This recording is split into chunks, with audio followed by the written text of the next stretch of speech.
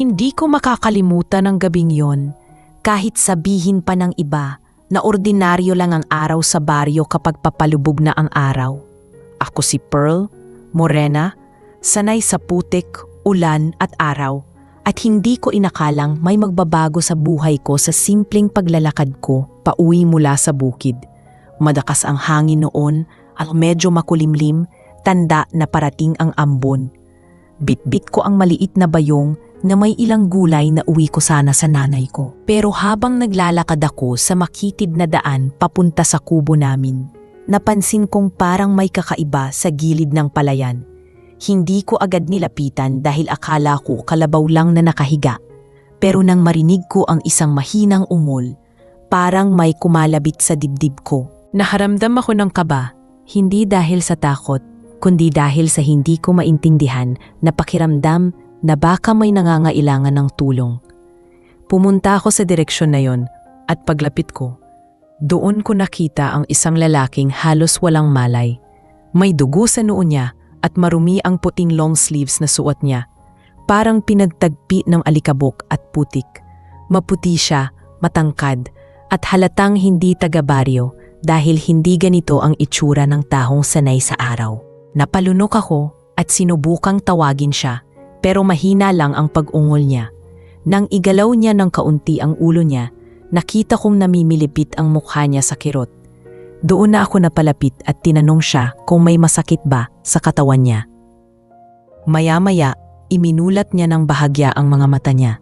Ulay asul, tila nalilito, at may takot. Hindi ko alam kung bakit, pero parang naawa ako sa kanya. Tinanong ko kung anong pangalan niya. Pero imbes na sagot ay isang mahina, paos at halos pabulong na tunog lang ang lumabas sa bibig niya. Sa itsura niyang ganoon, alam kong kailangan niya ng tulong. Huminga ako ng malalim at inahon ko siya, kahit halos mabali ang likod ko sa bigat niya. Pinawid ko ang makitid na daan, na halos madula sa dami ng tuyong dahon at lupa, at pilit ko siyang inalalayan hanggang makarating kami sa kubo. Pagdating namin, napasigaw si nanay sa gulat, pero nang makita niyang subatan ang lalaki, hindi na siya nagtanong pa. Sabi niya, ilapag ko muna sa papag at kumuha siya ng malinis na tubig at bimpo. Habang pinupunasan ko ang dugo sa noo niya, napansin ko na mas maamo pala ang mukha niya kapag kalmado. Halatang hindi sanay sa hirap, maayos ang balat, at mukhang lalaki na lumaki sa maginhawang buhay.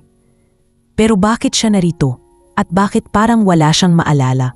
Nang muling dumilat ang kanyang mga mata, mas malinaw na iyon kaysa kanina. Tinanong ko siya kung anong nangyari sa kanya, saan siya galing, at kung may natatandaan ba siyang kahit ano. Pero kumunot ang noo niya at nag-iba ang ekspresyon, parang nasasaktan habang pilit niyang inaalala.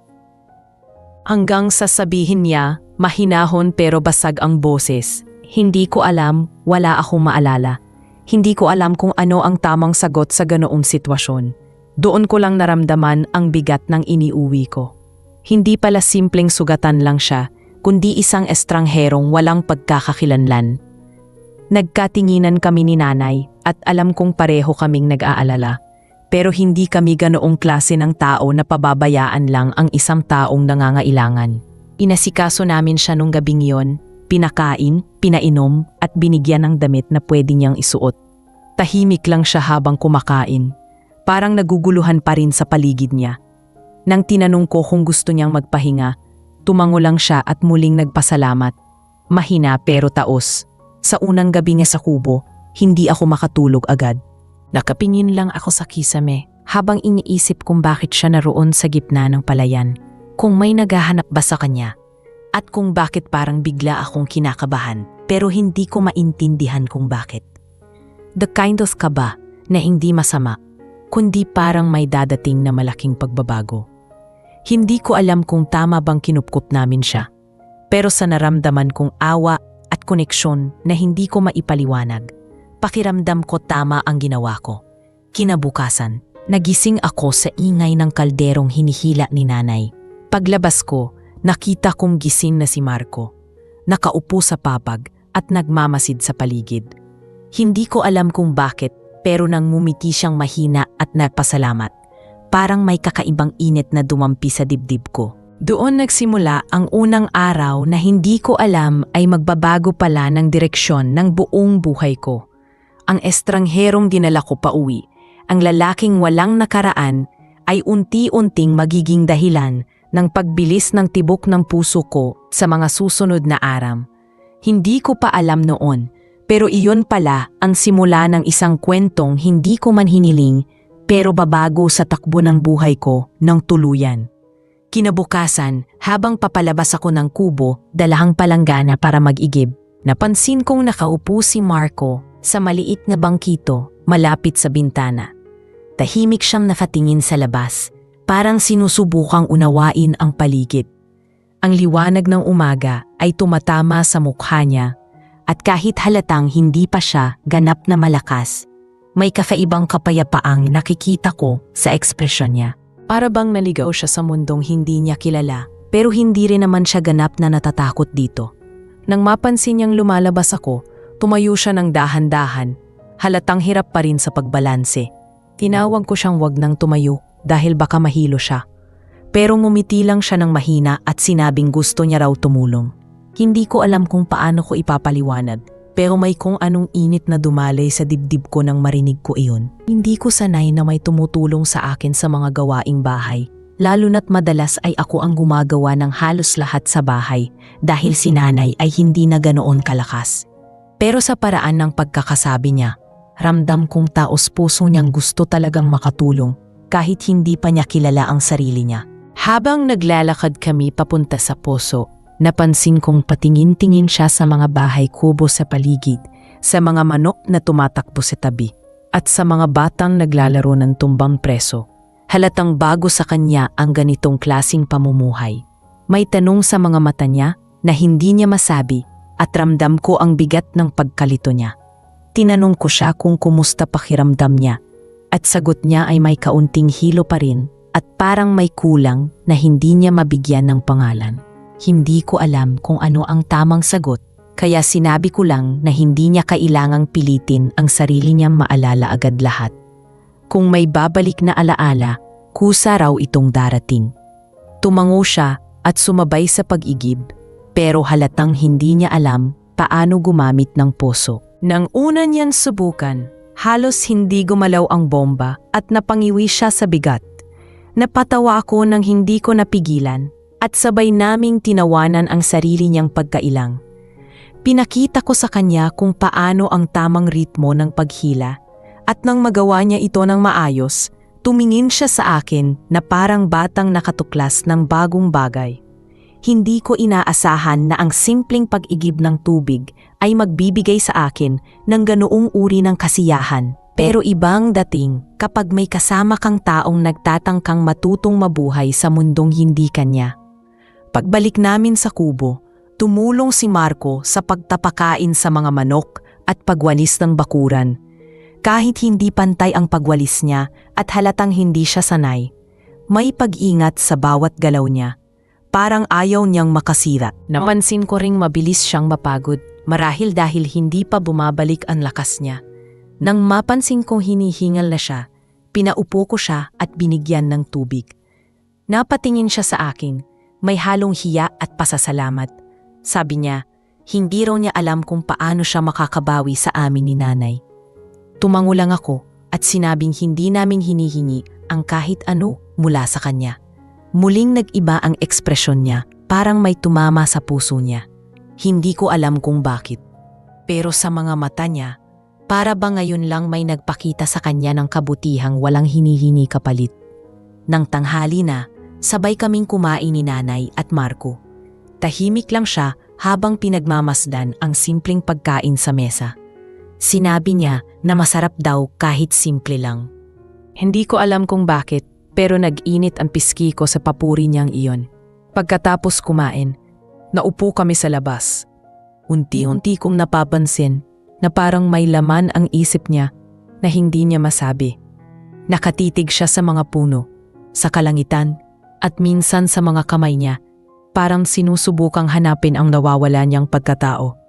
Tinanong ko siya kung may naaalala ba siyang kahit anong piraso ng nakaraan niya. Pero umiling siya at sinabing may mga sandali raw na parang may kumikibot sa utak niya. Pero sa tuwing susubukan niyang unawain, mas sumasakit lang ang ulo niya. Sinabi ko sa kanya na huwag niyang pilitin at hayaan niya lang ang sarili niya na magpahinga. Kahit walang malinaw na alaala si Marco, ramdam ko ang pagiging mabait at magaan ng puso niya. Habang pinagmamasdan ko siyang nag-aayos ng mga tuyong kahoy para sa hapunan namin, napaisip ako, bakit kaya siya napunta sa gitna ng palayan ng mag-isa? May naghahanap kaya sa kanya? May pamilya kaya siyang nag-aalala ngayon? O baka may iniwan siyang responsibilidad sa lugar na pinanggalingan niya? Ngunit kasabay ng mga tanong na iyon ay ang isang katanungan na hindi ko inaasahang sisibol sa isip ko. Paano kung sa huli, kapag bumalik ang alaala niya? Kailangan na niyang umalis? Paano kung ito lang ang panandaliang sandali na nandito siya sa buhay namin? Hindi ko alam kung bakit sa maikling oras na magkasama kami, may kakaibang koneksyon na agad akong naramdaman. Hindi pa man malinaw ang lahat sa amin, ramdam kong may paparating na pagbabago. Kahit hindi ko pa kayang pangalanan kung ano iyon. Nang lumalim ang hapon, naupo kami sa harap ng kubo at pinagmamasdan ang papalubog na araw. Tahimik lang siya. Pero sa katahimikan na iyon, naramdaman ko ang unti-unting paglapit ng loob namin sa isa't isa. Hindi ko alam kung bakit parang natural lang na nandito siya. Parang matagal na naming kilala ang isa't isa kahit kahapon ko lang siya nakita. Hindi ko rin alam kung dapat ba akong matuwa o matakot sa nararamdaman kong iyon. Pero isang bagay ang malinaw. Ang estrangherong natagpuan ko sa gilid ng palayan ay unti-unti nang nagiging bahagi ng araw-araw kong buhay. At sa hindi ko maupaliwanag na dahilan, hindi ko na alam kung handa pa akong bumalik sa dati kong tahimik na mundo kapag dumating ang araw na bumalik ang nakaraan niya. Simula ng araw na tinulungan ko si Marco sa mga gawaing bahay, parang naging mas magaan ang pakiramdam ko sa tuwing kasama ko siya. May mga sandali na nahuhuli ko ang sarili kong nakatitig sa kanya habang sinusubukan niyang gawin ang mga simpleng bagay na para sa amin ay normal na. Pero para sa kanya ay bago. Isang umaga, nadatnan ko siyang nakaupo sa harap ng kubo, hawak ang maliit na kahoy na parang sinusubukan niyang ayusin. Nang mapansin niya akong papalapit, ngumiti siya ng mahina at sinabing may nakita raw siyang sira sa upuan kaya gusto niyang ayusin. Hindi ko alam kung bakit, pero kahanga-hanga para sa akin ang simpleng pagsisikap niyang iyon. Halatang hindi sanay sa mga gawaing probinsya, pero ginagawa pa rin niya ng buong puso. Habang lumalapit ako, napansin kong medyo masaya ang aura niya. Parang may kakaibang sigla. Nagtanong ako kung kumusta ang pakiramdam niya at sagot niya ay mas magaan daw ang ulo niya ngayon. May mga sandaling parang may naiisip siyang larawan o tunog pero hindi niya maabot kung ano iyon. Nang sabihin niya iyon, sandaling tumahimik ang paligid sa akin. Naramdaman ko ang bahagyang pangamba dahil sa tuwing babanggitin niya ang posibilidad na bumalik ang alaala niya, may kirot sa dibdib ko na hindi ko kayang ipaliwanag. Ayaw kong isipin, pero malinaw na kung bumalik ang nakaraan niya, maaaring may buhay siyang babalikan na hindi rito sa baryo. Habang nag-aalmusal kami, napansin kong mas madaldal si Marco kaysa dati. Pinagmamasdan niya ang mga bata sa labas na naglalaro ng habulan at napatanong siya kung laging ganito raw kasaya ang baryo. Sinabi ko sa kanya na oo. Simple lang kami rito, pero masaya ang mga tao. Walang maraming problema, walang magagarbong bagay, pero may kapayapaan. Ngumiti siya at sinabing, pakiramdam niya mas totoo raw ang mundo rito. Mas makahulugan ang bawat bagay kahit wala sa porma. Hindi ko alam kung bakit, pero tumama iyon sa puso ko. Parang may humaplos sa loob ko nang marinig ko ang sinabing iyon. Nang matapos kumain, nagyaya siya na sumama sa akin sa bukid para magtanim ng talong at okra. Hindi dapat siya nagpapagod pero mapilit siya, kaya sinabihan ko siyang dahan-dahan lang. Sa paglalakad namin sa madamong daan, napapansin ko siya na parang batang tuwang-tuwa sa bawat halaman, sa bawat tunog ng mga kuliglig, sa bawat kalmot ng damo sa binti. Nang makarating kami sa maliit naming taniman, pinakita ko sa kanya kung paano itusok ng maayos ang mga punla. Puwang-tuwa siya kaya pagkatapos ng ilang subok na perfect niya ang dalaw. Natawa ko nang may lumipad na lupa sa mukha niya dahil sa sobrang gigil niyang hukayin ang lupa. Natigilan siya nang makita kong tumawa, pero pagkatapos ay nakisabay siya at napangiti ng malawak. Ang simpleng pagtatanim ay naging mas makahulugan ng kasama ko siya. Habang nagtatanim, bigla siyang tumigil at napahawak sa sentido niya. Napalapit ako agad at tinanong kung masakit ba ang ulo niya. Hindi siya agad sumagot. Nakapikit siya at parang sinusubukan niyang balikan ang isang mahirap abuting alaala. Maya-maya, dumilat siya at napatingin sa itaas, parang may hinahabol na imahe sa isip niya. Saglit siyang natulala bago niya sinabi ng mahina. Parang may tunog ng malalakas na makina at maliwanag na ilaw. Hindi ko maintindihan. Naramdaman ko ang biglaang kaba. Ang unang bahagi iyon ng nakaraan niyang sinusubukan niyang yakapin. Hinawakan ko siya sa braso at sinabing huminga lang siya ng malalim. Unti-unti siyang kumalma pero halatang may takot sa mata niya. Takot na baka may hindi magandang alaala siyang mabuksan. Nang makabalik siya sa sarili niya, nagpasalamat siya sa akin na parang ako lang ang tanging bagay na pamilyar sa gitna ng gulong-gulo niyang mundo. Pag-uwi namin, ramdam kong may bumigat sa hangin. Hindi dahil sa akin, kundi dahil sa pagkaramdam kong mas lumalapit siya sa pag-alaala kung sino talaga siya. Pero sa kabila nito, napansin kong mas naging malapit kami sa isa't isa. Kapag nagpapahinga siya, ako ang pinagmamasdan niya, hindi sa paraan na nakakailang, kundi sa paraan parang sinusubukan niyang iugnay ang sarili niya sa mundong kinagigiliwan niya ngayon. Minsan nahuli ko siyang nakatingin sa akin habang nagluluto ako.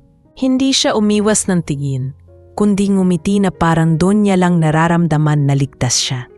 Kinahapunan, umupo kami sa tabi ng kubo at pinakinggan ang kuliglig. Doon niya biglang nasabi, "Pearl, hindi ko alam kung sino ako bago ako makarating dito, pero pakiramdam ko mas mabuti akong tao kapag kasama kita. Hindi ko alam ang sasabihin. Parang may tumulak sa puso ko, mainit at mabigat.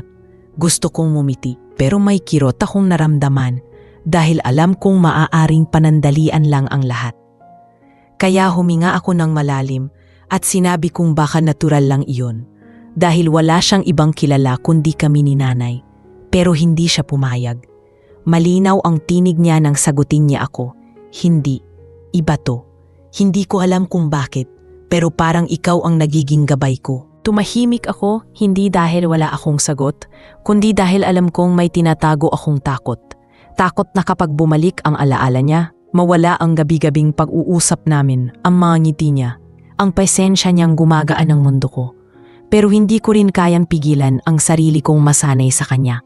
Habang unti-unting lumalalim ang gabi, napansin kong may kakaibang saya sa dibdib ko na hindi ko naramdaman noon. Napagtanto kong sa kabila ng panganib na mawala siya balang araw, mas masarap pala ang pakiramdam na makita siyang nagiging bahagi ng bawat oras ko.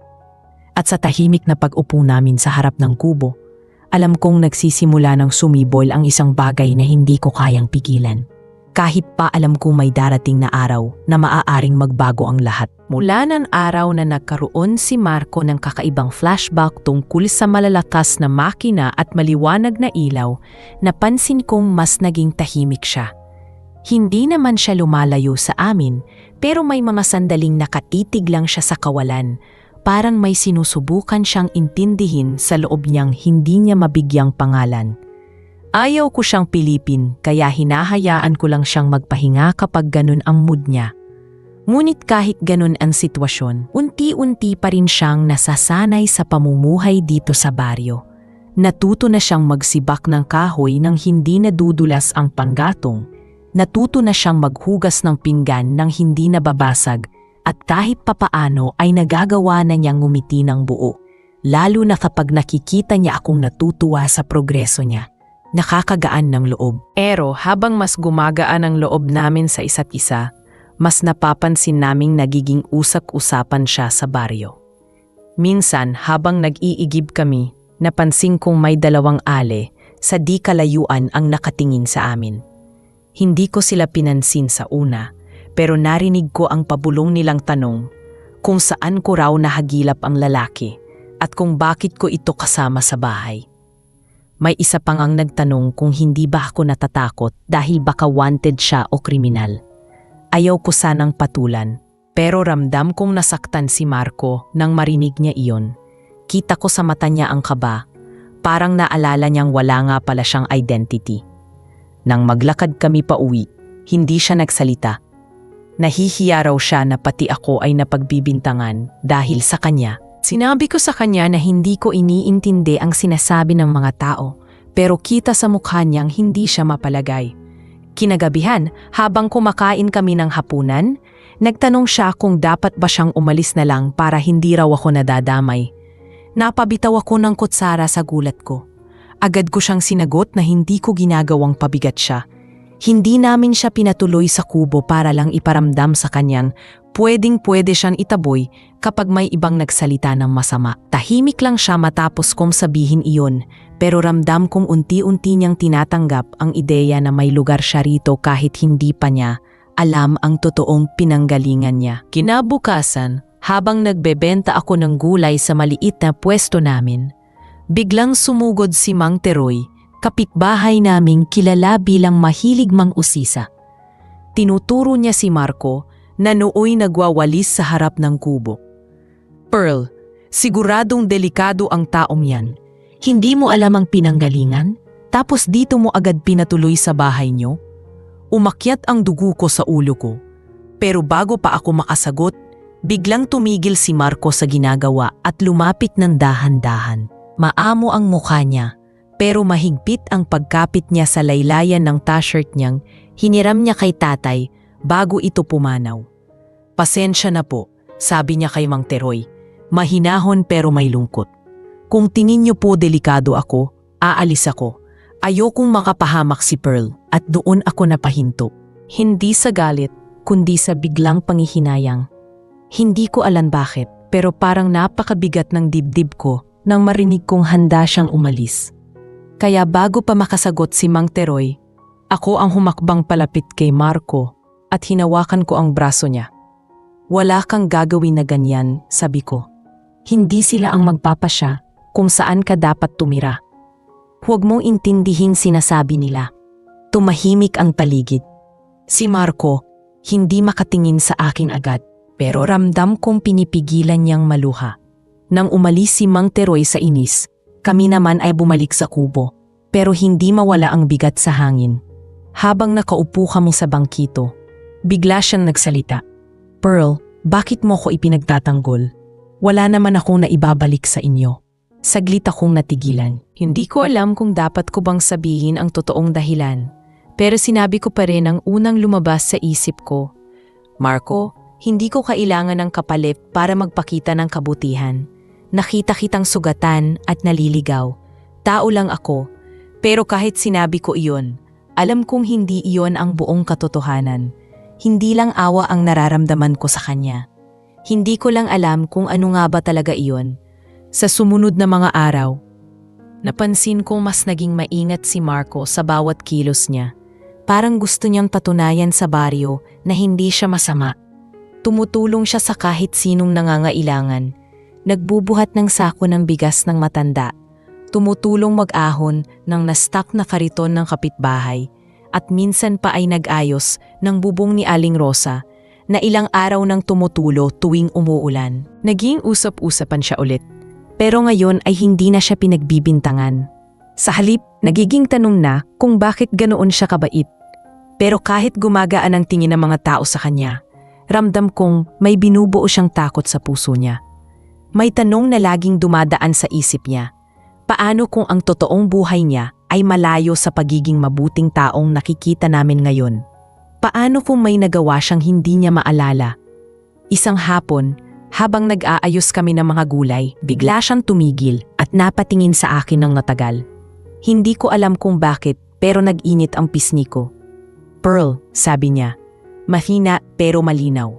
"Sa kabila ng lahat ng pagdududa ng mga tao sa akin, ikaw lang ang nagtiwala at hindi ko alam kung paano ko pasasalamatan iyon."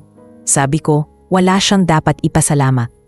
Pero numiti lang siya at parang may sinasabi ang ngiting iyon na hindi pa niya kayang bigkasin. Sa loob ko, naramdaman kong mas lalong lumalalim ang koneksyon namin kahit hindi pa namin inaamin. Pero kasabay nito, naramdaman ko ring may paparating na unos. Kung paano siya tumingin, kung paano siya napapaisip ng madalas.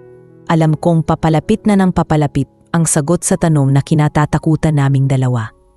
At sa bawat araw na dumadaan, hindi ko maiwasang kabahan sa araw na iyon, ang araw na baka malaman namin kung sino siya at kung kailangan ba niyang umalis. Simula nang matatunayan ni Marco sa mga taga-baryo na mabuti siyang tao, unti-unti nang naging maayos ang tingin nila sa kanya. Hindi na siya pinag-uusapan na parang panganib. Sa halip, siya na ang taong tinatawag kapag kailangan ng tulong. At madalas pa ay ninitian na siya ng mga bata kapag napapadaan. Pero sa kabila ng unti-unting pag-ayos ng relasyon niya sa baryo, ramdam kong may bigat pa ring nakaupo sa puso niya. Para bang naghihintay na sumabog ang isang pangyayaring hindi namin kayang pigilan. At dumating iyon sa paraang hindi naming inaasahan. Isang hapon, habang nasa taniman kami at tinutulungan niya akong magbunot ng damo, bigla siyang tumigil at napatingala. Hindi ko agad pinansin dahil akala ko napagod lang. Pero nang makita ko ang ekspresyon niya, yung para bang nanigas ang buong katawan niya, napalapit ako agad sa kanya. Inutukan niya ng daliri ang langit at doon ko nakita ang isang helikopter na mababa ang lipad, paikot-ikot sa may gilid ng baryo. Ang makina nito ay napakalakas at kahit sanay na ako sa mga dumadaan na chopper galing bayan, iba ang dating nito kay Marco. Namutla siya. Para bang may kumalabit sa isang bahagi ng isip niyang matagal nang natutulog. "Pearl, narinig ko na to dati." Mahinang bulong niya. Halos hindi ko marinig, kaya lumapit pa ako. Dahan-dahan siyang napaupo sa lupa. Hawak ang sentido na parang sasabog ang ulo niya. Nang yumuko akong palapit para aluin siya, bigla siyang napahawak sa braso ko at mariing pumikit. Sabi niya, may pumapasok daw na mga larawan. Hindi malinaw pero mabilis. Mga taong nakaitim, malalakas na makina, at isang babaeng umiiyak. Ngunit bago ko pa siya matanong pang muli, tumalon ang helikopter papalapit pa. Narinig naming tumigil ito malapit sa kalsadang papuntang munting palengke. Hindi ko alam kung bakit, pero naging mabilis ang tibok ng puso ko. Parang may paparating na hindi ko kayang harapin. Nagmadali kaming umuwi dahil nahihilo si Marco. Pagdating sa kubo, pinahiga ko siya at pinunasan ng malamig na tubig ang noo niya. Hindi siya umiimik, pero alam kong gising ang isip niya. Para siyang naglalakbay sa loob ng sarili niyang mga alaala. Pilit binubuksan ang isang pintong ayaw magbukas ng buo. Pero ang pinaka nakakatakot ay hindi ang sakit sa ulo niya, kundi ang takot sa mga mata niyang tumingin sa akin. Parang nararamdaman niyang may malapit ng magbago sa buhay niya. Maya-maya, may mga yapak na narinig kami sa labas. Akala ko mga bata lang o kapitbahay, pero nang sumilip ako, nanlamig ang buong katawan ko. May 3 SUV na nakahinto sa tabi ng kalsada. Mababang tono ng mga usapan ang naririnig ko, pawang mga taong hindi taga-baryo. Laking gulat ko nang bumaba ang ilang taong nakaitim na long sleeves, maayos ang tikas at may hangin ng mayamang mundo na hindi ko kailanman naranasan ni nalapitan. Isa sa kanila ang lumapit sa kubo namin, hawak ang isang papel at nagtanong kung dito raw nakatira ang lalaking nasa litrato. Nang tignan ko ang hawak niyang litrato, parang may sumalpok na malamig na hangin sa dibdib ko. Si Marco iyon. pero hindi siya mukhang sugatan o naliligaw doon. Nakasuot siya ng mamahaling suit, malinis, confident at malayo sa lalaking halos 5 araw pa lang naming nakasama. Hindi ko alam kung sasagutin ko sila, pero bago pa ako nakagalaw, lumabas si nanay at tinanong kung anong kailangan nila. Ipinakita ng lalaki ang litrato at sinabing nawawala raw ang taong iyon, si Lorenzo Monteverde, ang nag-iisang tagapagmana ng Monteverde Holdings, isa sa pinakamalalaking kumpanya sa bansa. Parang nanlamig ang tuhod ko sa narinig kong iyon, si Marco. Si Marco pala ang hinahanap ng buong Maynila. Nang ipatawag nila si Lorenzo, hindi agad lumabas si Marco. Nakaupo lang siya sa papag, nakatitig sa sahig, na parang dinurog ang mundo niya. Pumasok ako at dahan-dahan siyang tinapik. Hindi siya makatingin sa akin ng diretsyo. Pearl, pulong niya. Bakit hindi ko alam ito? Bakit hindi ko kilala ang taong yan sa litrato? Bakit pakiramdam ko mas kilala ko ang sarili ko dito kaysa sa larawan nila? Hindi ko mahanap ang tamang sagot. Hindi ako handa. Hindi ko akalain na ang lalaking nakatira sa kubo namin ay galing pala sa mundong hindi ko kayang abutin. Nang lumabas siya para harapin ang grupo, nagulat silang makita siyang buhay at ligtas. Gusto nilang isakay agad siya pauwi, pero umatras siya. Parang ayaw pang lumayo sa lugar na naging tahanan niya kahit saglit. Tinawag niya ako at nang lumapit ako, nakita ko ang pagtalito sa mukha niya. Nagpaalam siya kay nanay, pero nang humarap siya sa akin, hindi siya agad nakapagsalita. Para bang may bigat na nakadikit sa lalamunan niya. Pearl, hindi ko alam kung saan ako dapat, sabi niya. Halos pabulong. Sabi ko sa kanya na kailangan niyang sumama sa mga taong hinahanap siya. Dahil baka iyon ang paraan para malaman niya ang buong katotohanan. Ngunit habang sinasabi ko iyon, ramdam kong may napupunit sa loob ko. Bago siya sumakay ng SUV, tumingin siya sa akin ng matagal. Ang tingin na parang may gustong sabihin pero hindi alam kung paano. At sa saglit na iyon, pakiramdam ko na naunawaan ko ang hindi niya kayang bigkasin. Hindi man niya sabihin, ramdam kong ayaw niyang iwan ang buhay na natagpuan niya rito. Ang katahimikan, ang kabutihan, at ako. At nang tuluyang magsara ang pinto ng sasakyan, doon ko lang naramdaman ang bigat ng paghihiwalay na hindi ko inasahang masasaktan ako ng ganoon kalalim. Hindi ko alam kung magkikita pa kami. Hindi ko alam kung ano ang naghihintay sa kanya sa Maynila. Pero isang bagay ang malinaw. Ang lalaking nakilala ko bilang Marco ay unti-unti nang bumabalik sa pagiging Lorenzo. At alam kong darating ang araw na baka tuluyan na siyang mapalayo sa mundong kinasanayan kong kasama siya. Pag-alis ni na Marco o Lorenzo pala ang tunay niyang pangalan, tila may humigop sa lahat ng tunog sa paligid. Wala akong narinig kundi ang pag-uga ng mga dahon sa hangin at ang mabilis na tibok ng puso ko na parang ayaw magpakalma. Nakaupo pa rin ako sa harap ng kubo habang papalayo ang mga SUV.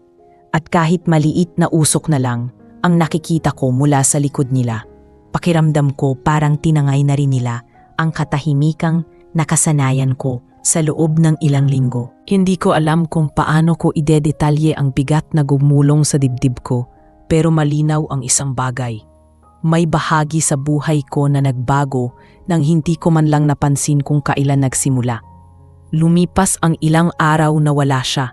Sa simula, pilit kong inaliw ang sarili ko sa gawaing bahay. Nagwalis, naglaba, nagtanim. Pero sa bawat sulok ng kubo, naroon ang alaala niya. Ang upuang inayos niya, ang tabong halos mabasag niya noong unang araw niya rito. Ang mga munting pagtawa niya sa tuwing nagkakamali siya. Lahat ng iyon, naiwan sa kubo na parang paalala na hindi ko na muling makikita ang ngiting iyon sa parehong lugar. Kahit si nanay, ramdam ang bigat sa loob ko. Hindi man niya sabihin ng diretsahan, nakikita ko sa mga tingin niya na alam niyang hindi basta-basta lang ang naging epekto ni Marco sa akin. Isang gabi, habang umuulan ng mahina, hindi ako makatulog. Iniisip ko kung kamusta na siya sa Maynila, kung maalala ba niya ang lugar na ito, o baka kapag bumalik ang alaala niya, ay magmukha na lamang itong saglit na kabaliwan sa gitna ng marangyanyang buhay. Tinatanong ti ang sarili ko, kung saan ako lulugar sa kwento niya.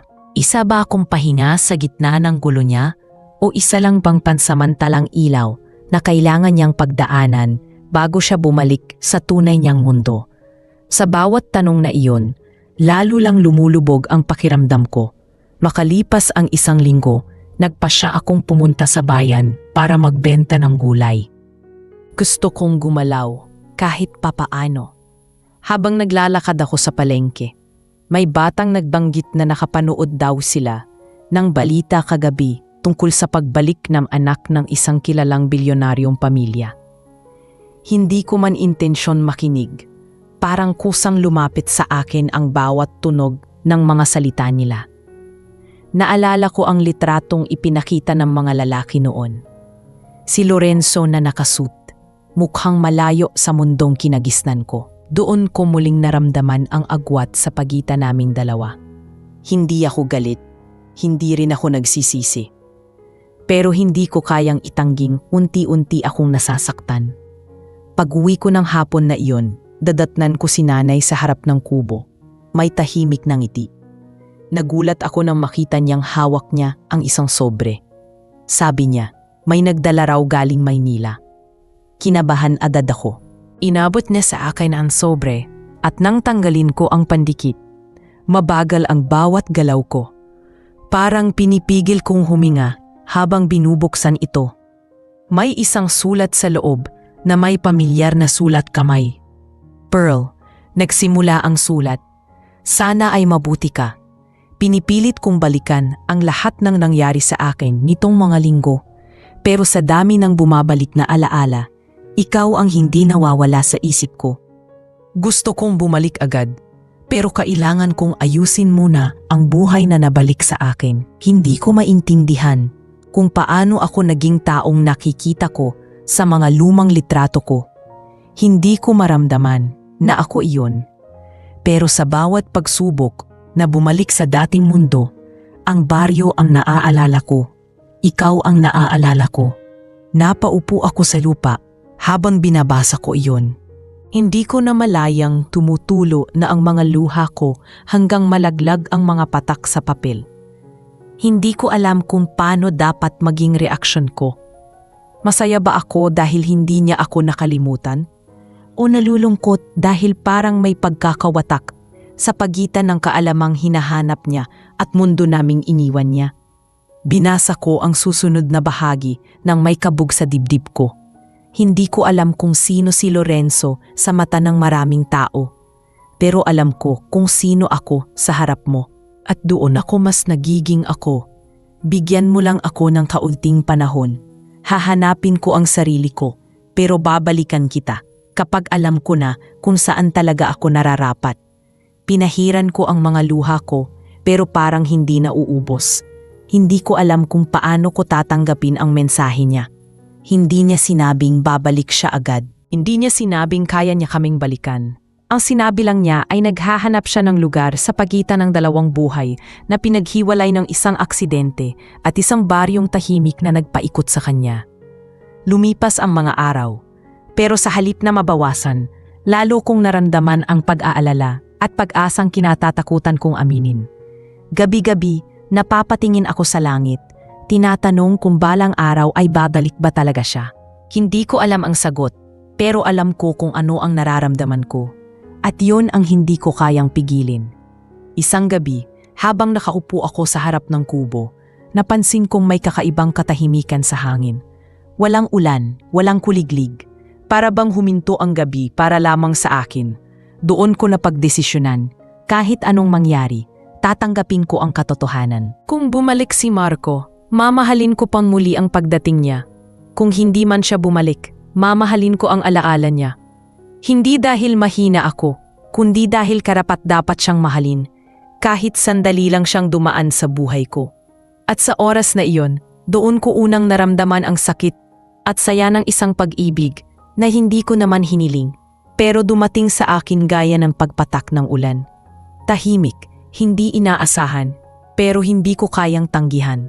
Mula nang matanggap ko ang sulat ni Lorenzo, araw-araw ko iyong binabasa, lalo na tuwing gabi bago matulog. Parang may sariling buhay ang mamasalita niya. Para bang sa bawat pagbasa ko, may iba akong nararamdaman. Minsan may pag-asa, minsan takot, minsan lungkot, pero higit sa lahat, may kakaibang init na hindi ko maipaliwanag. Nakakatawa man, pero sa bawat pagdaan ng araw, mas lalo kong nararamdaman na hindi na ako ang parehong Pearl bago ko siya makita sa palayan. May nabago sa loob ko, hindi man mabigat o mabilis, pero malinaw at malalim. Habang sinusubukan kong magpatuloy sa pang-araw-araw, napansin kong ang baryo ay tila bumabalik sa dating sigla. Hindi na pinag-uusapan si Marco, pero madalas may magtatanong pa rin kung may balita ba ako tungkol sa kanya. Mumingiti lang ako ng mahina at sinasabing wala pa. Hindi ko rin alam kung bakit hindi ko masabing nagpadala siya ng sulat. Siguro dahil iyon na lamang ang maliit na parte niya na nasa akin. At ayokong pakialaman iyon ng kahit sino. Parang kapag kisiner ko, baka mawala ang bigat at saya na dala nito. Isang tanghali, habang nagdidilig ako ng mga halaman, napahinto ako nang marinig ang malakas na pag-ingay mula sa mga bata sa kabilang dulo ng baryo. Hindi ako agad lumapit dahil inakala kong naglalaro lang sila. Pero nang marinig ko ang sigaw na may dayo sa baryo, bumilis ang kabog ng dibdib ko. Hindi ko alam kung bakit, pero nagmadali akong lumabas ng bakuran. Pagdating ko sa may harapan ng tindahan ni Aling Sion, may grupo ng mga tao na nakapalibot sa isang babaeng nakabestida, naka-high heels at may suot na singsing na mas kumikislap pa sa araw. Para siyang hindi nababagay sa baryong maalikabok. Parang isang parte ng Maynilang na ilagay sa eksenang napakasimple. Lumapit ako ng kaunti at doon ko narinig ang tanong niya. "Excuse me, nakasilang ba dito ang lalaking nagngangalang Lorenzo Monteverde?" Bumigat ang sikmura ko. Hindi ko siya kilala, pero alam kong siya ang babaeng nasa panaginip ni Lorenzo noong nagkaroon siya ng flashback. Yung babaeng umiiyak na hindi niya maabot ang mukha. Nakatingin siya sa mga tao nang parang naghahanap ng sagot na karapat-dapat sa kanya. May ilan na nagkatinginan, may iba na parang takot sagutin siya. Lumapit si Aling Sion at itinuro ang direksyon ng kubo namin. Doon po siya nagstay bago kinuha ng mga kasama niya. At bago pa ako makapag-isip o umatras, nagtama ang tingin namin. Malalim ang mata niya. Parang may tanong na hindi niya kailanman kayang sagutin ng mag-isa.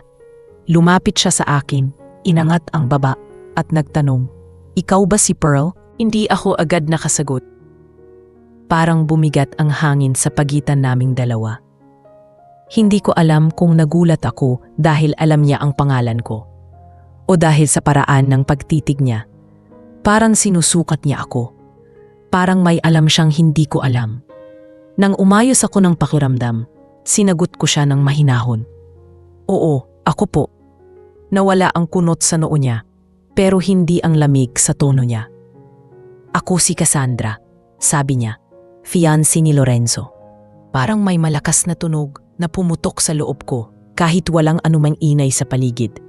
Hindi ako nakagalaw. Hindi ko rin alam kung anong reaksyon ang dapat kong ipakita. Ang fiancé ay isang salitang hindi ko inasahan na makarinig mula sa bibig ng kahit sino tungkol kay Lorenzo. Hindi ko inisip na baka may iniwang buhay siya. Hindi ko inisip kung ano ang maaaring meron bago siya nagising sa palayan. At narito ngayon sa harap ko ang babaeng maaaring kabiyak ng puso niya bago siya naligaw sa buhay ko. Nagpatuloy siya. "Nabalitaan kong dito siya nanuluyan. Gusto kong malaman anong nangyari do. Anong klaseng pagsasama ang nabuo ninyo?" May diin ang huling salita niya, parang tusok na dumiretso sa dibdib ko. Hindi ako sanay magsinungaling at hindi ko kayang sabihin na wala lang ang lahat. Pero hindi ko rin kayang ipahayag ang lalim ng pinagsamahan namin ni Marco. Kaya ang sinabi ko lang ay, tinulungan ko lang siya, wala siyang maalala noon.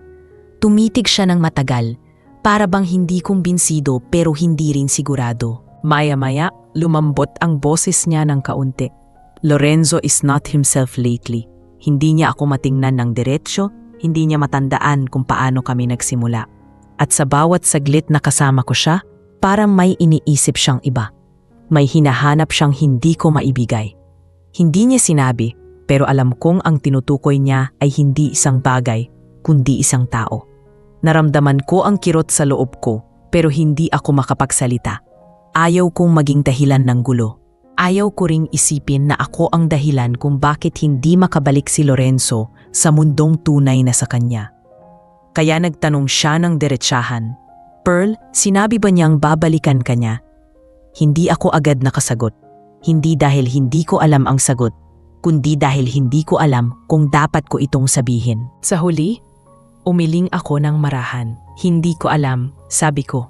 Hindi ko alam kung saan siya dapat. At doon siya ngumiti ng matalim. Hindi ngiting masaya, kundi ngiting alam niyang may banta. "Sana alam mo rin kung saan ka dapat," sabi niya bago siya tumalikod. Habang papalayo siya, napansin kong nanginginig ang mga kamay ko. Hindi ko alam kung dahil sa takot, sa lungkot, o sa bigat ng katotohanang ipinapaalala ng babae. Pero malinaw ang isang bagay. Ang buhay ni Lorenzo ay hindi basta bahagi ng kwento ko. At ang babaeng iyon at ang mundong iyon ay paalala na may hinaharap siyang hindi ko kayang abutin. Pagka-uwi ko sa kubo, hindi ako mapakali. Umuulip sa isip ko ang tanong ni Cassandra. Ano ba talaga ang meron sa amin ni Lorenzo? May karapatan ba akong umasa? O ako lang ang naging pahingang hindi niya sinasadya? Kinabukasan, bago pa lumubog ang araw, nag-igib ako sa poso. Habang nagbubuhat ko ng tabo, bigla kong naramdaman ang isang saglit na pamilyar na presensya sa likuran ko. Paglingon ko, napahinto ang mundo ko. Dahil naroon siya, si Lorenzo, nakasuot ng simpleng t-shirt, nakangiti ng may pagod, pero may liwanag sa mata na matagal kong hinintay makita. "Pearl," sabi niya, mahina pero malinaw. "Pwede ba kitang kausapin?" Nang marinig ko ang boses niyang tumawag sa pangalan ko, para akong nanigas. Ilang araw kong pinagdasal na makita ko siyang muli. Pero hindi ko inasahan na darating siya sa oras na halos naguguluhan na ako sa lahat ng nangyayari. Mabagal akong humarap sa kanya. At nang makita ko ang mukha niyang may pagod pero may aliwalas, hindi ko maiwasang mapanganga ng kaunti. Nakatayo siya sa harap ng poso, bahagyang hinihingal na parang nagmadali siya papunta rito. Hindi ko alam kung ano ang uunahin kong maramdaman.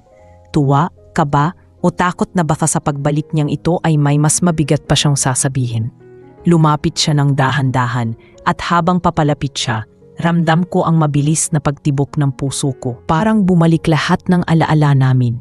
Ang pagtatanim sa bukid, ang pagtawa niya sa simpleng bagay, ang paraan niyang tumingin na parang ako lang ang nakikita niya sa mundo. Pero kasabay nito, pumalik din ang imahe ni Cassandra, ang sinabi niyang fiancé siya ni Lorenzo, at ang malamig na tanong niyang parang kutsilyong tumiretso sa dibdib ko. Hindi ko alam kung handa ba ako sa pag-uusap na ito.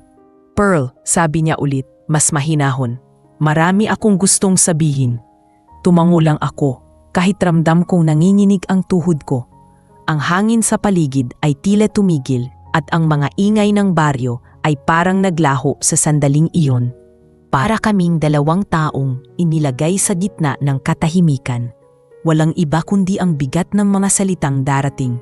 Nag-umpisa siya sa paghinga ng malalim. Parang iniipon ang lakas para sabihin ang matagal niyang tinitimpi. Pagbalik ko sa Maynila, sabi niya, sinubukan kong bumalik sa buhay ko. Pero hindi ko magawa. Pakiramdam ko hindi ko kilala ang sarili kong nakikita sa mga larawan, sa mga taong nakapaligid sa akin. At habang sinusubukan kong maging si Lorenzo, lalo kong nararamdamang may mali, may kulang. Tumingin siya diretso sa akin at ang mga mata niyang iyon ay parang nagkukwento ng isang bagay na hindi ko pa kayang basahin ng buo. At Pearl, sa bawat araw na lumilipas, ikaw ang bumabalik sa isip ko. Ikaw ang lugar na pinupuntahan ng isip ko kapag hindi ko kayang huminga sa mundong bumabalik sa akin. Hindi ako nakapagsalita agad. Parang may humigop sa lahat ng lakas ko. Hindi ko alam kung dapat ba akong matuwa o mag-alala o kung dapat bang ipaalala ko sa kanya ang fiancé niyang nagpunta rito kahapon. Pero bago ko pa iyon mabanggit, nagpatuloy siya. Nakita ko si Cassandra. Sabi niya. Napalunok ako nang marinig ko ang pangalan niya. Sinubukan kong maging tapat sa kanya. Hindi ko siya kayang lokohin. Sinabi ko sa kanya na hindi ko maramdaman ang koneksyon na meron kami dati. Sinabi ko sa kanya na may hinahanap ako. At hindi ko alam kung matatagpuan ko iyon sa tabi niya. Nahinto siya sandali at tumingin sa lupa bago muling tumingin sa akin. At alam kong may kinalaman ka roon. Doon ako napatingin sa malayo. Pilit na inayos ang tibok ng puso kong parang nagwawala. Lorenzo, hindi ko alam kung ano ang papel ko sa buhay mo. Mahina akong sabi. Hindi ko alam kung dapat ba akong maging masaya sa nararamdaman mo o dapat ba akong lumayo dahil alam kong may mundong hindi ko kayang abutin. Napayuko ako dahil ayokong makita niya ang lungkot na pilit kumakawala sa mata ko. Pero lumapit siya ng mas malapit. Halos maramdaman ko ang init ng hininga niya habang nagsalita siya. Pearl, noong una, hindi ko maintindihan kung bakit napakagaan ng loob ko sa'yo. Bakit sa bawat sandali, parang ikaw ang nagbibigay kulay sa mundong wala akong maalala. Akala ko dahil iyon lang ang nakasanayan ko. Pero ngayon, alam kong hindi. Alam kong may nararamdaman akong mas malalim. Naramdaman kong tumigil ang oras sa sandaling iyon. Hindi ako huminga, hindi ako gumalaw. At Pearl, bulong niya, natatakot ako dahil sa mundong kinalakhan ko. Hindi ako sanay na may bagay o taong hindi ko kontrolado. Pero ikaw yon, hindi kita makontrol.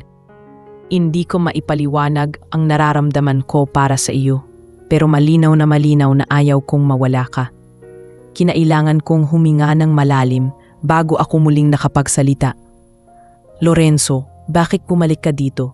Tanong ko. Halos hindi marinig ang sarili kong boses. Bakit mo piniling bumalik sa lugar na ito, sa akin? Mumiti siya ng mahina, pero puno ng bigat at sinseridad. Dahil kahit bumalik ang alaala ko, ikaw pa rin ang hinahanap ko at hindi ko kayang magpatuloy sa buhay na hindi ako sigurado kung ano ang meron sa atin. Gusto kong malaman kung ano talaga ito. Kahit hindi ko alam kung saan tayo hahantong, Pearl, gusto kong malaman mo na hindi ako bumalik para tapusin ang kahit ano. Bumalik ako dahil nagsisimula pa lang ako. Ramdam kong nanginig ang kamay ko. Hindi ko alam kung dahil sa emosyon o dahil sa takot na baka hindi ko kayanin ang bigat ng mga salitang iyon. At bago pa ako makasagot, may biglang sumigaw mula sa malayo, ang boses ni Cassandra. Lorenzo, napalingon kami pareho at nakita ko siyang nakatayong galit na galit. Nanlilisik ang mga mata habang nakatingin sa amin. At doon ko naunawaan na ang gabing ito, ang pag-uusap naming dalawa ay hindi basta simpleng pagkikita lang. Ito ang simula ng unos na hindi namin kayang takbuhan. Ang damdaming nasimulan sa isang tahimik na baryo ay haharap sa masalimuot na mundo ni Lorenzo. At hindi ko alam kung kakayanin ko. Pero ang tanging alam ko ay isang bagay, hindi ko kayang umatras. At hindi rin siya. Nang iba ang hangin nang marinig namin ang tinig ni Cassandra. Parang biglang lumiit ang mundo at ang baryong dati tahimik ay napuno ng isang tensyon na hindi ko pa nararanasan. Nakatingin siya sa amin, nakataas ang baba. At parang isang alon ng galit at sakit ang bumabalot sa buong presensya niya. Mabilis ang lakad niya papalapit, ang takong ng sapatos niyang hindi naman bagay sa alikabok ng baryo ay lumilikha ng tunog na tila mas malakas kaysa sa punay na ingay nito. Lorenzo, mariin niyang sabi habang halos narating na niya ang pwesto namin sa may poso. Kanina pa kita hinahanap. Bakit ka biglang nawala? At bakit narito ka ngayon? Hindi ko alam kung bakit ako ang unang nilingon niya, pero ang tingin niya sa akin ay tila isang tanong na alam niyang masasaktan ang sagot. Si Lorenzo ang unang umusad, humarap sa kanya at sinabing, Cassandra, kailangan kitang kausapin. May mga dapat tayong linawin. Ngunit imbes na lumambot ang mukha ni Cassandra, mas naging matalim ang tingin niya. Linawin, ulit niya. Ano pa bang dapat linawin, Lorenzo? Sinundan kita all the way here dahil bigla kang nagdesisyon na umalis nang hindi man lang nagpapaalam. At ngayon, huminga siya ng malalim bago tumingin ulit sa akin. Nakikita kong tama ang iniisip ko. Gusto kong magsalita. Gusto kong ipaliwanag na wala akong intensyon na maging dahilan ng kahit anong gulo sa buhay ni Lorenzo. Pero hindi ko makuha ang lakas. Para akong naipit sa pagitan nilang dalawa. Parang hindi po alam kung saan ako lulugar. Ngunit bago pa man ako makapagsalita, nauna si Lorenzo. Cassandra, hindi mo kasalanan kung bakit hindi ko maramdaman ang dati nating relasyon, sabi niya. Mabagal pero buo ang laman ng boses niya. Hindi mo kasalanan kung bakit hindi ko maibalik ang dati kong connection sa'yo. Hindi ko kasalanan. Pero hindi ko rin ito ginusto. Hindi ko pili ang mga nararamdaman ko. Napapikit si Cassandra, pilit pinipigil ang luha. At siya? Tanong niya. Tinutukoy ako. Pinili mo ba siya? Hindi agad nakasagot si Lorenzo. Nagtagal ang katahimikan. At bawat segundo nang hindi niya pagsagot ay parang sumusugat sa akin. Hindi ko alam kung anong mas masakit. Ang makita silang dalawa sa gitna ng pagkawasak ng dati nilang mundo. O ang katotohanang bahagi ako ng pagkalamat na iyon. Ngunit sa wakas, nagsalita rin siya. Pearl did not take anything from you, sabi niya. Ramdam na ramdam ko ang bigat sa tono niya. She didn't ask for anything. At hindi siya sumingit sa buhay ko. Nangyari lang ang lahat habang wala akong malinaw na alaala. Pero kahit bumalik na ang lahat, iba ang pakiramdam ko tuwing kasama ko siya. Doon ako napatingin sa kanya. Hindi ko alam kung dapat akong matuwa sa sinabing iyon o matakot. Dahil ramdam kong mas lumalalim pa kami sa sitwasyong hindi ko alam kung kaya naming panindigan. Natawa si Cassandra, pero halatang nanginginig siya sa sakit. So si Pearl na ngayon ang mundo mo? Tanong niya. At ang bawat salitang iyon ay parang tinik na dumiretso sa dibdib ko. Ganyan ba kadali para sa iyo, Lorenzo? Kalimutan ang taon nating pinagsamahan dahil sa babaeng ilang linggo mo palang kilala? Hindi ko alam kung dapat ba akong makialam, pero hindi ko kayang manatiling tahimik habang ako ang ginagawang dahilan ng pagkalugmok niya. Kaya huminga ako at sinabing, Cassandra, wala akong sinubukang agawin. Hindi ko alam kung ano ang meron kayo. Hindi ko alam ang nakaraan nyo. Pero wala akong sinadya. Humarap siya sa akin. Hindi mo sinadya, sabi niya nang may pait. Pero nangyari na, magsasalita pa sana siya nang bigla siyang napahinto at ang sunod niyang sabi ay isang pabulong na halos hindi ko inaasahan.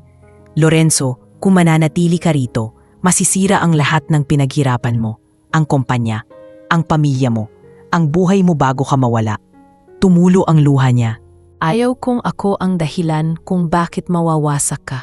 Ayaw ko ring panoorin kang nawawala dahil sa isang bagay na hindi mo kayang pangalanan.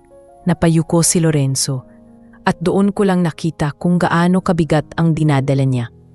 Ang pagiging Monteverde ay may kasamang mundo na hindi ko kayang intindihin. Ang buhay niya ay hindi simpleng kwento na tulad ng sa mga taong kilala ko.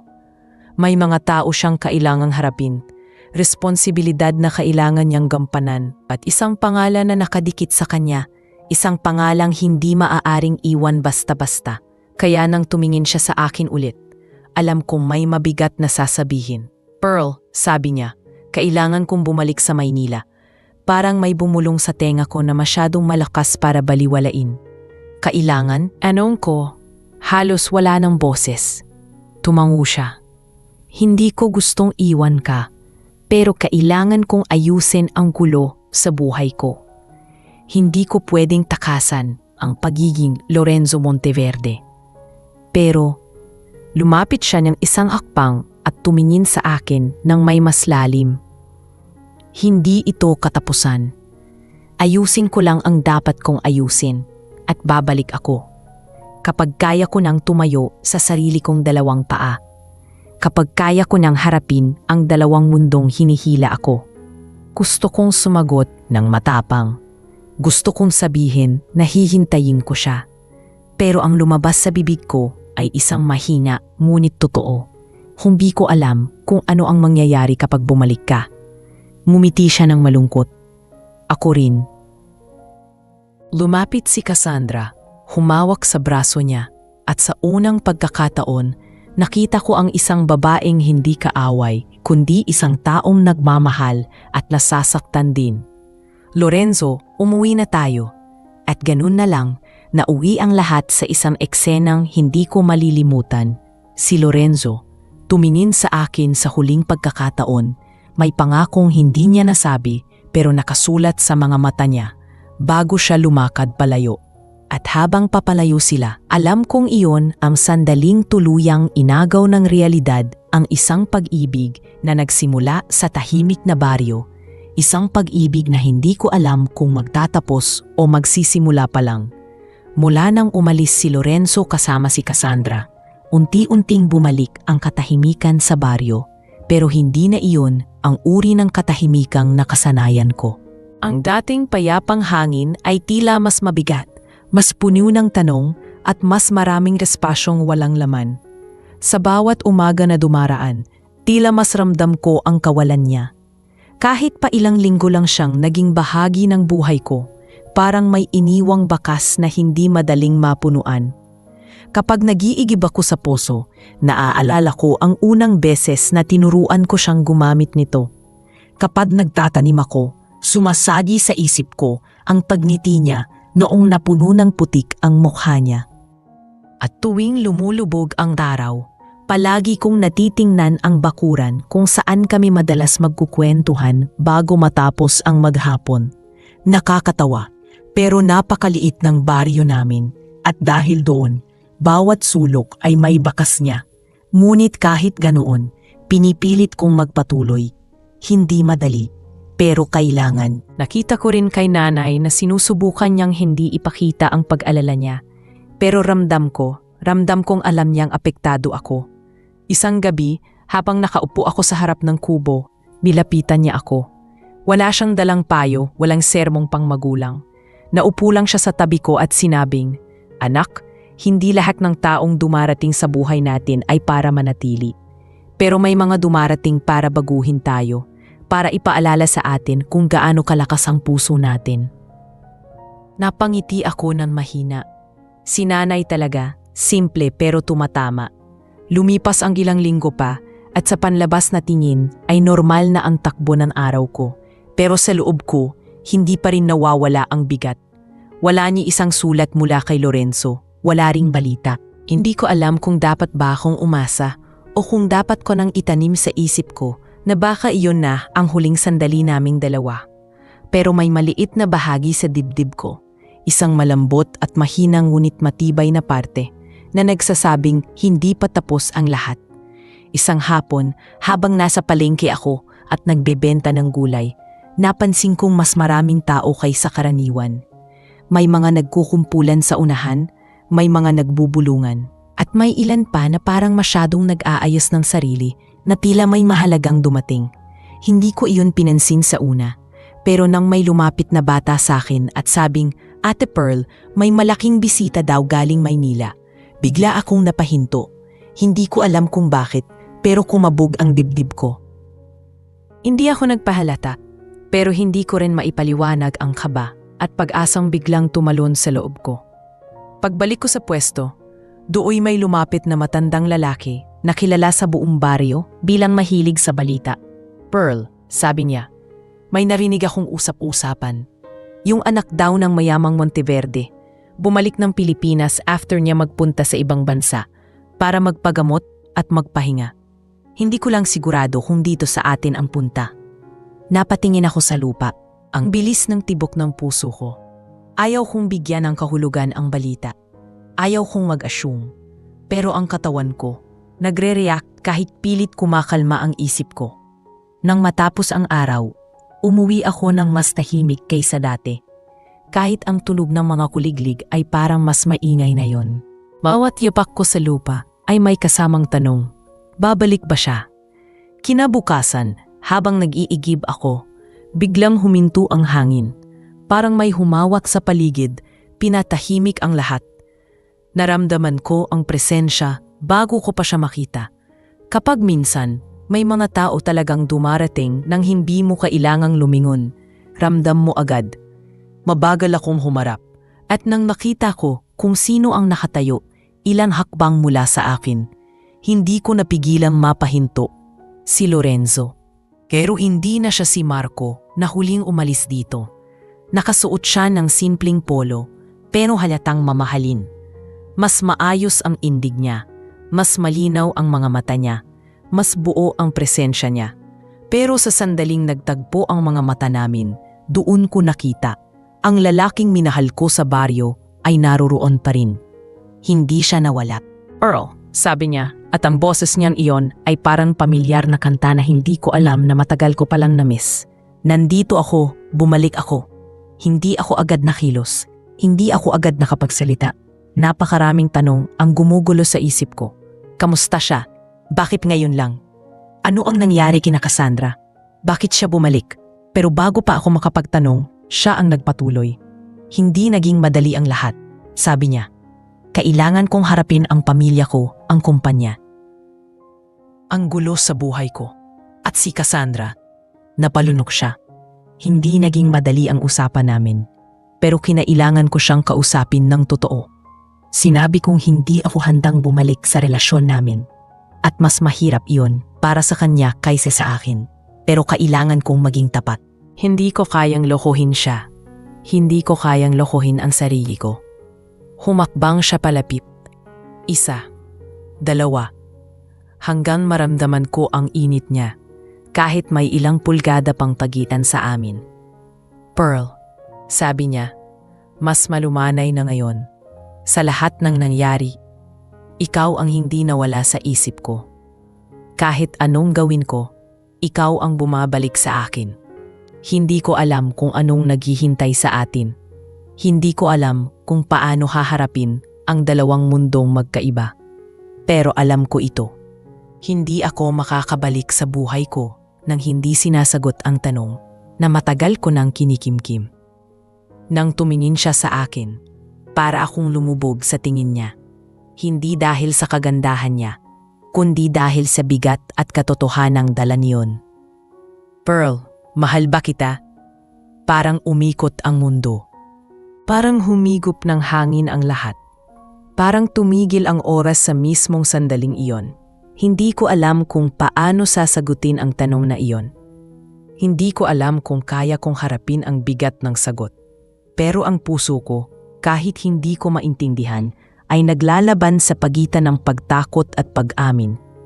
At bago pa ako makasagot, narinig namin ang isang sigaw mula sa may kubo namin. Sigaw ng nanay ko. Nag-aalala at parang may nakita siyang hindi dapat makita. At doon ko naunawaan na ang pagbalik ni Lorenzo ay hindi lang simula ng mga sagot, kundi ng mga tanong na mas malalim at mas mabigat kaysa anumang naranasan ko noon. Nang marinig ko ang sigaw ni nanay mula sa kubo, agad kong napalingon. Halos sabay kaming kumilos ni Lorenzo, pero bago pa siya makalapit, inunahan ko na siya. Hindi ko alam kung ano ang dahilan ng sigaw ni nanay. Kung natumba ba siya, kung may nahulog o kung nagulat lang. Pero ramdam kong kailangan kong mauna. Mabilis ang mga hakbang ko sa lupa at parang mas tumitindi ang kaba ko habang papalapit ako sa pinto. Nang buksan ko iyon, nakita kong nakaupo si nanay sa papag. Hawak ang dibdib niya at hinihingal. Mabilis akong lumapit at inalalayan siya.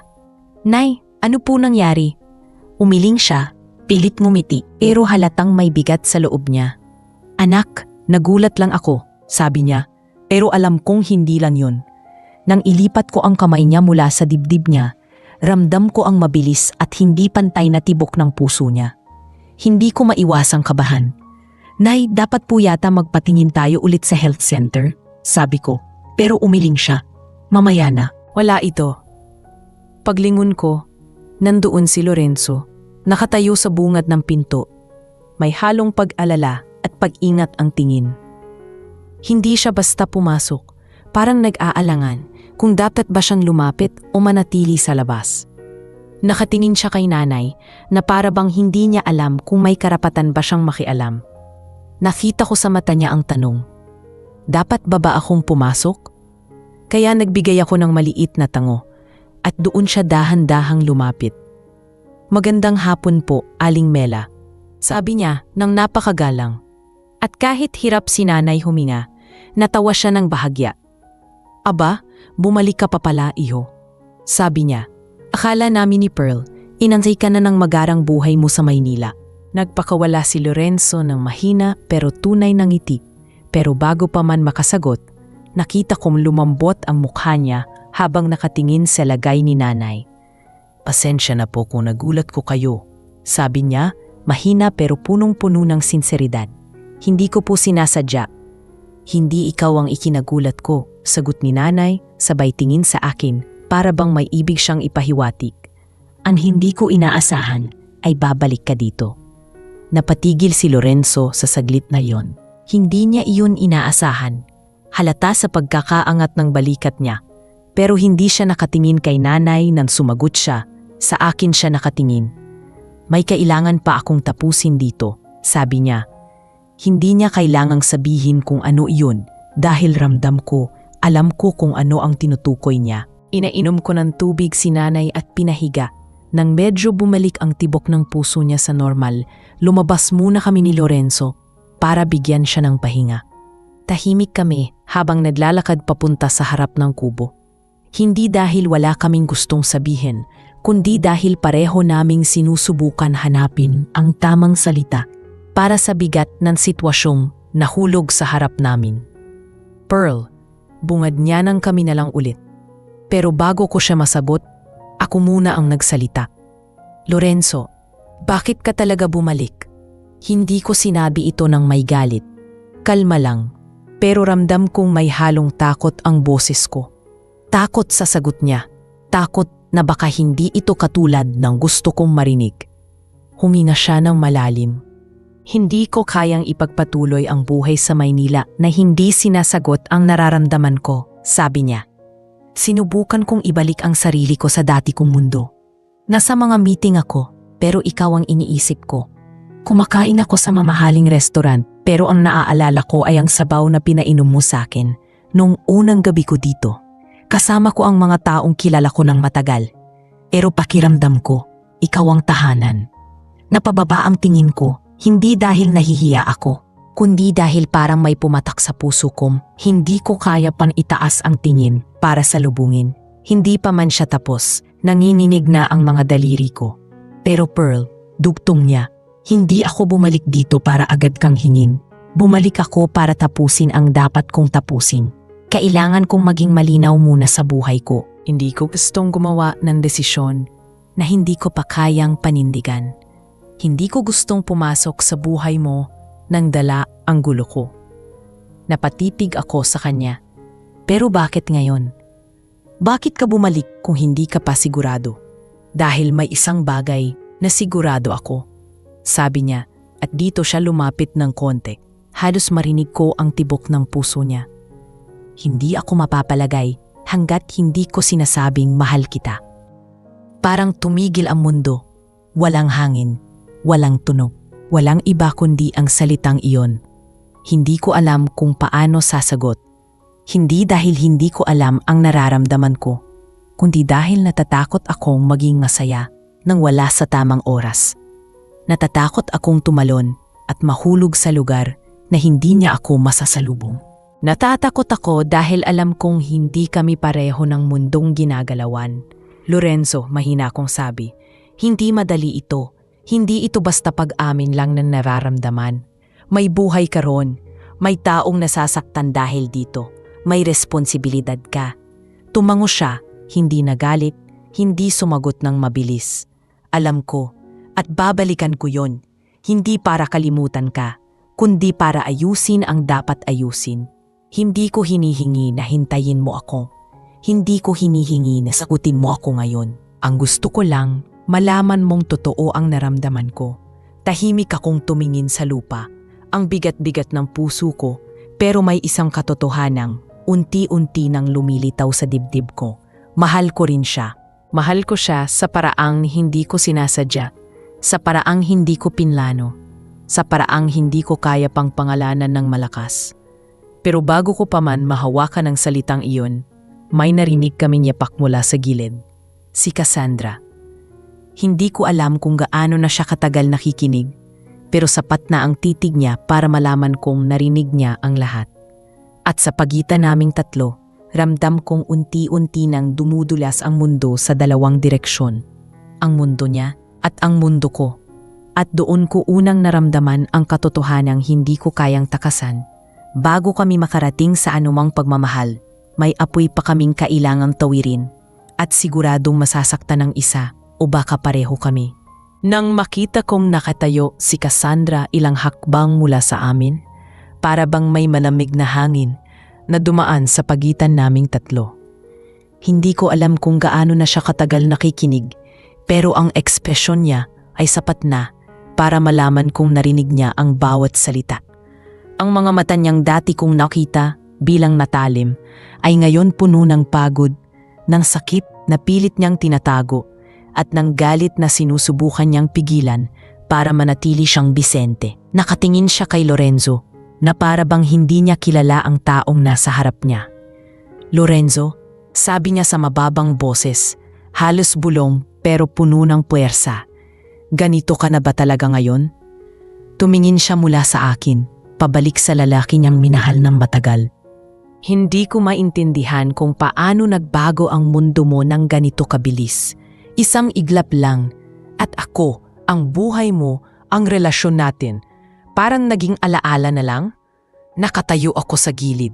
Hindi ko alam kung dapat ba akong makialam o lumayo. Ramdam kong ang pag-uusap na ito ay hindi dapat para sa akin, pero hindi ko rin maiwan si Lorenzo. Para akong isang taong nasa gitna ng dalawang landas na pareho kong hindi kayang iwanan, pero hindi ko rin kayang tahakin ng buong tapang. Huminga ng malalim si Lorenzo at unang beses ko siyang nakita na parang tunay na nalilito. Hindi dahil sa amnesia, kundi dahil sa dalawang mundong hinihila siya sa magkasalungat na direksyon. "Cassandra, hindi ko intensyon na saktan ka," sabi niya, malumanay ngunit totoo. Hindi ko ginusto ang nangyari sa atin, lalo't hindi ko ginusto na magbago ang nararamdaman ko. Pero kailangan kong maging tapat sa sarili ko. Hindi kita kayang mahalin sa paraang minahal kita noon. Napakapit si Cassandra sa braso niya, hindi upang ipiglas siya, kundi upang pilitin siyang tumingin sa kanya. Pero kaya mo siyang mahalin? Kaya mo siyang piliin kaysa sa buhay na mayroon ka, sa pamilya mo, sa kinabukasan mo. Halos mabasag ang boses niya sa huling salita. At doon ako nanikip ang dibdib. Hindi dahil natawag niya akong dahilan, kundi dahil naramdaman ko ang sakit niya. Kahit anong galit o yabang na nakita ko sa kanya noon, sa sandaling iyon, isa lang siyang babaeng nasasaktan at natatakot na maiwan. Hindi agad nakasagot si Lorenzo, pero nang tumingin siya sa akin, alam ko na ang sagot, kahit hindi niya pa iyon sabihin ng malinaw. "Hindi ko alam ang magiging kinabukasan ko," sabi niya sa wakas. "Hindi ko alam kung ano ang kaya kong panindigan. Pero alam kong hindi ako pwedeng magpanggap. Hindi kita pwedeng hawakan habang ang puso ko ay lumilipad sa direksyong hindi mo maabot." Sa saglit na iyon, tuluyan nang tumulo ang luha ni Cassandra. Hindi ako makagalaw. Parang bawat patak ng luha niya ay bigat na bumabagsak sa puso ko. Dahil kahit hindi ko siya kilala ng lubusan, alam kong hindi ko siya sinasadyang saktan, pero nangyayari pa rin. Hindi lahat ng laban ay tungkol sa kabutihan o kasamaan. Minsan, tungkol lang ito sa dalawang taong parehong nasaktan nang hindi naman nila ginusto. Binalikan niya ako ng tingin, hindi na matalim pero may lungkot na mas malalim pa kaysa galit.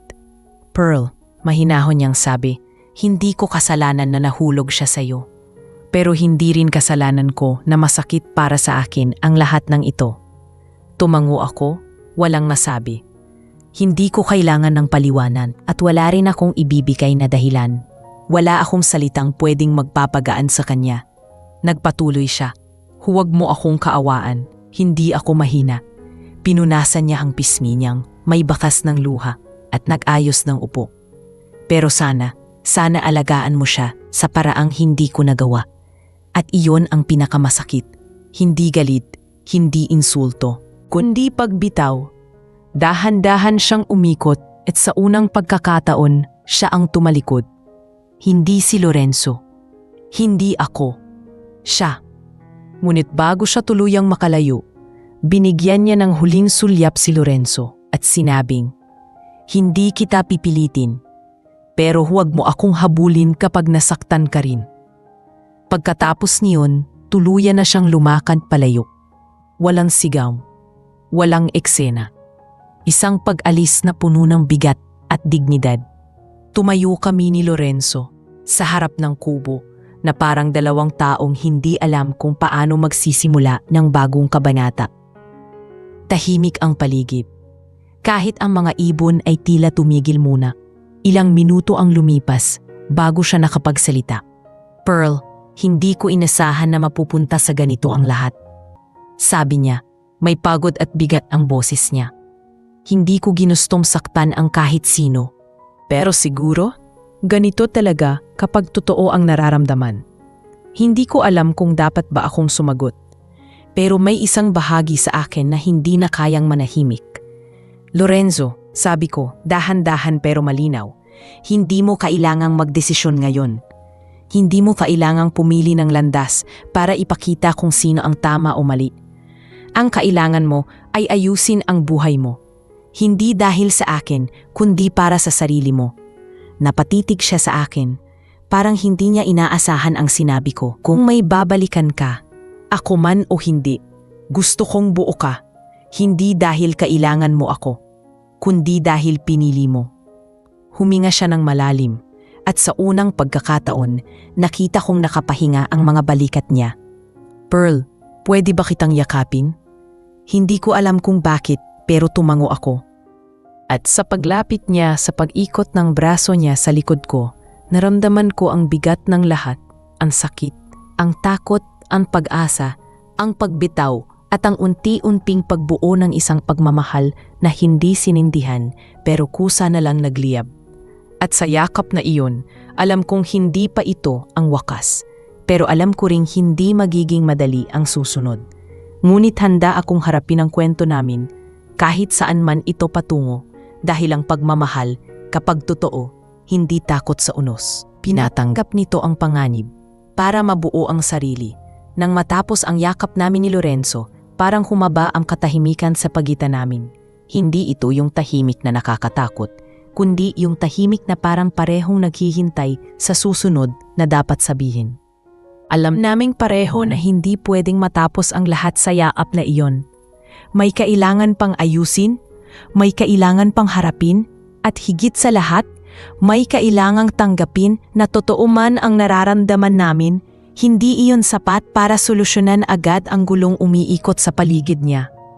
Unti-unti siyang lumayo, hindi para umiwas, kundi para mabigyan kami ng espasyo upang makapagsalita ng malinaw. Nakatingin siya sa lupa, saka tumingin sa akin. "Pearl, kailangan kong bumalik sa Maynila. Kailangan kong harapin ang pamilya ko, ang kumpanya, at ang responsibilidad ko bilang Monteverde." Tumango lang ako. Alam ko na itong mangyayari. Hindi ako nagulat. Pero kahit handa ako, mas masakit pa rin ito ngayon dahil mas totoo na. "Alam kong mahirap pakinggan," sabi niya. "Pero hindi ko kayang manatili rito habang hindi ko alam kung ano ang magiging kapalit." Naputitigan niya ang palad niya. Parang doon niya sinusukat ang bigat ng desisyon niya. "Kapag nanatili ako dito at tumakbo ako mula sa buhay ko, magbabayad ako sa huli. May mga taong umaasa sa akin. Hindi ko sila pwedeng talikuran. Pero hindi rin kita kayang talikuran. Nanggilid ang luha ko, pero hindi ako umiyak. Hindi ngayon. Hindi sa harap niya. Ang totoo, naiintindihan ko siya. Ang pag-ibig namin ay hindi nagmula sa luho, hindi rin sa kapritso. Nagmula ito sa simpleng sandali, sa mga tawanan, sa mga pangalawang pagkakataong binigay ng tadhana. Pero hindi lahat ng pagmamahal ay agad-agad may lugar sa mundong kinabibilangan. Minsan, kailangan muna itong ipaglaban, hindi sa isa't isa, kundi sa mga buhay na mayroon kami. "Pearl," sabi niya, mas mahina pero mas totoo. "Hindi ko alam kung gaano katagal bago umaayos ang lahat. Hindi ko alam kung ilang buwan o taon. Pero hindi ko kayang umalis nang hindi sinasabi sa'yo ito. Dahan-dahan siyang lumapit ulit at hinawakan ang kamay ko. Mainit ang palad niya, kabaligtaran ng lamig ng hangin sa gabing iyon. Mahal kita, sabi niya, walang pag-aalinlangan, walang pag-ikot-ikot, walang ingay, diretsyo, malinis at buong buo. At hindi ko gustong mawala ka, pero hindi ko rin gustong itali ka sa isang pangakong hindi ko pa kayang itupad.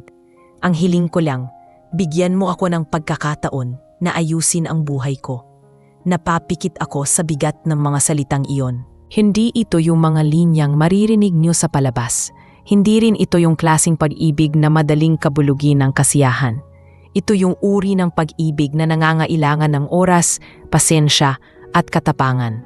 Ito yung uri ng pagmamahal na hindi ka tinatanong kung handa ka, kundi kung kaya mong maging matatag. Lorenzo, sabi ko, nabubuo ang boses ko kahit nanginginig. Hindi ako humihiling ng pangako. Hindi ko hinihingi na bumalik ka agad. Hindi ko hinihingi na ilaban mo ang hindi mo pa kayang ilaban. Binawi ko ang tingin ko sa lupa at tumingin sa kanya. Ang hinihingi ko lang, kapag bumalik ka, sana sigurado ka. Hindi dahil kailangan mo ako, kundi dahil pinili mo ako. At tumango siya, mabagal pero puno ng tiwala. Yun din ang gusto ko. Ilang sandali kaming nakatayo roon sa harap ng kubo habang ang huni ng kuliglig ay unti-unting pumuno sa gabi. Parang pinirmahan ng kalikasan ang desisyong nabuo sa pagitan naming dalawa. Walang sigawan, walang drama, walang pagtakbo. Isang tahimik na pangakong hindi binibitawan kahit walang salitang pangako na binanggit. Pagkatapos ng ilang sandali, nagsalita muli si Lorenzo. Babalik ako, Pearl. Hindi ko alam kung kailan, pero babalik ako kapag kaya ko nang harapin ang dalawang mundong iyon nang hindi ka isinasantabi. Humakbang siya palayo, pero hindi pa siya lumulubog sa dilim nang tumigil siya at tumingin ulit pabalik.